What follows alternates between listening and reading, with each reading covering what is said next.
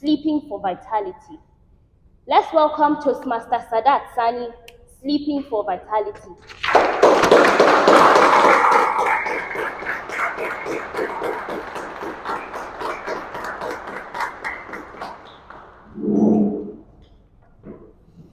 It is 6 a.m.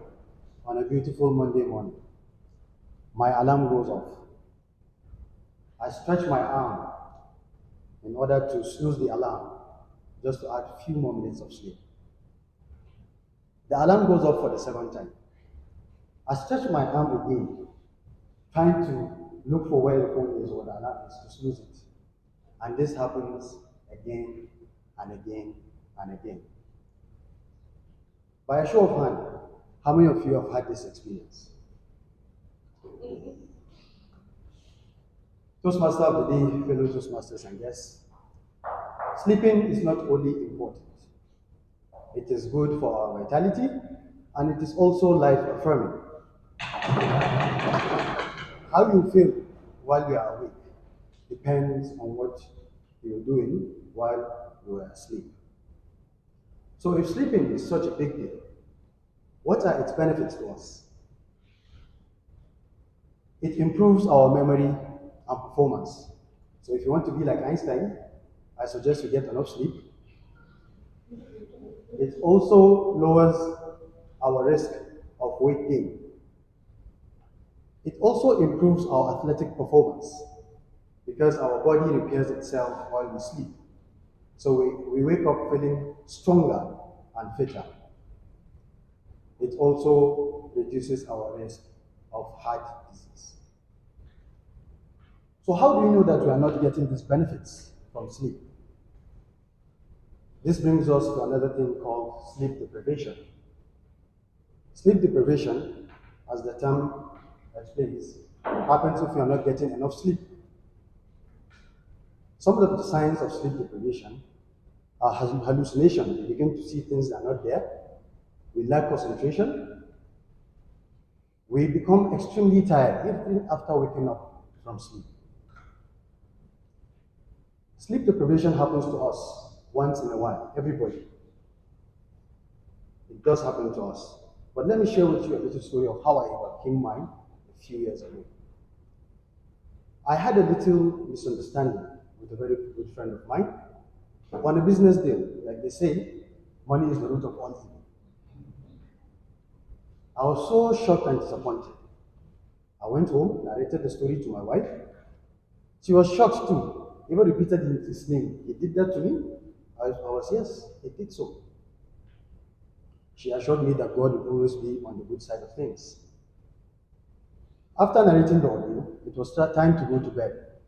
That was when my problem started. I went to bed by 10. By 11, 12, my eyes were wide open. I could not sleep. Started counting the ceilings on the boxes on the ceiling. Before you know it, it was 2 a.m. No sleep in sight. I remember sleeping for only 3 hours that night. I woke up the following day feeling extremely tired. The following day too, I went to bed. The same thing happened. And this happened for a whole week. I became like a zombie. People could see there was something wrong with me. I was advised to seek medical care. I did. Went to a doctor, but all he gave me was a drug to make me sleep better. I took the drug the first night, just like magic. I had a very good night's sleep. I was happy. Took the drug for the second night. Things went as planned. But then I started to realize, as the nights went by, that I could not depend on this drug to sleep. I decided to stop taking the drug. But that night that I decided to stop taking it, I could not sleep again. I was frustrated and angry. So what do? I remember having my phone in my palm, removed the phone, went on Google, and typed in a few questions on sleep, on how to sleep better. There were a lot of answers, trust Google, but I decided to go with one, which said I should try and clear my mind before going to sleep. But that was my problem. How do I clear my mind? I asked myself. Another suggestion was to try an application that will ease my mind to sleep. I downloaded the application, gave it a try, but for the first night, nothing happened. I was blank. The second night, nothing happened, but with patience and perseverance, I started seeing some results. Sleep of 3 hours gradually became 4 hours, and as they say, the rest is history. Toastmasters and guests, do not take getting enough sleep for granted. Our bodies are designed to rest, and the best form of rest is to sleep. You may feel that you could get away with a few hours of sleep, but trust me, it is a debt that must be repaid. I would like to leave you with a quote written at the back of my secondary school notebook, which read, "Early to bed, early to rise," which makes a person healthy, wealthy, and wise. Over to you, Toastmaster.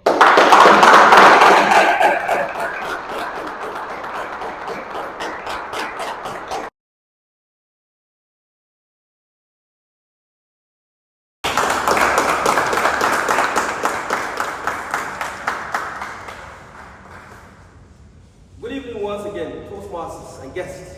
Good evening. Especially Toastmaster Sadat. Thank you for liberating us with such well-crafted and well-constructed speech. What stood out for me is your opening. You amalgamated two powerful tools to start your speech. You had a powerful story to arrest the mind and attention of your audience. When you told us your experience about the alarm, then you follow up with a rhetorical question to engage your audience. One is said, by a show of hands, how many of you experienced? I believe that was very fantastic. Toastmaster said that. I commend you for using a powerful literary device, allusion, when you alluded to Albert Einstein. You said, if you want to be like Einstein, you didn't tell us why, but everybody here, I believe, got the message. I think that was very fantastic. Congratulations, you have met the objective of your speech, which is to deliver a speech with purpose.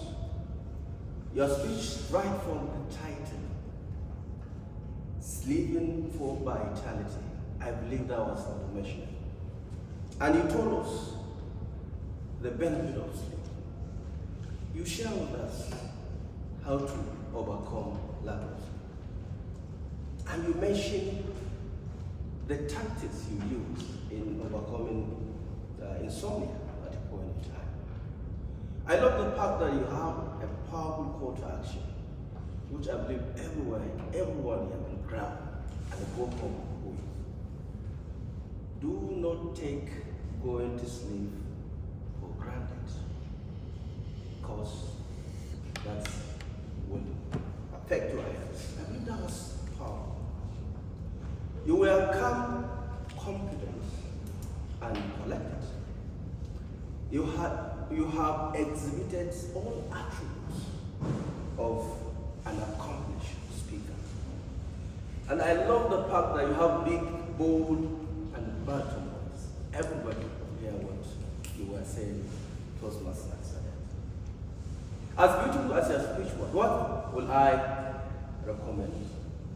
I noted that you were collapsing throughout most part of your speech. Your hands were like that. I expected you to relax your hands and use them purposely when you want to make an emphasis in your speech. Because I know with time you get over that. And another thing I would recommend is this is highly informational speech. When you told us you downloaded an app, I was so keen to know what app did you download so that I will, some of us experience. So next time, don't leave your audience hanging. Tell them every vital information that will support your message. But this will not take away anything from that wonderful and amazing speech. I love the fact that you are powerful, you had a powerful opening. And I love the fact that you use allusion in part of your speech to pass a powerful message. You have met the objective of your speech, your comfort level was incredible, and also I commended your voice, which was very fantastic. And I recommend that going forward, try and relax your hands and use them purposefully and intentionally to emphasize your message. And this time when you are delivering a speech like this, information, try and pass all the messages so that you can handle. Congratulations, coach!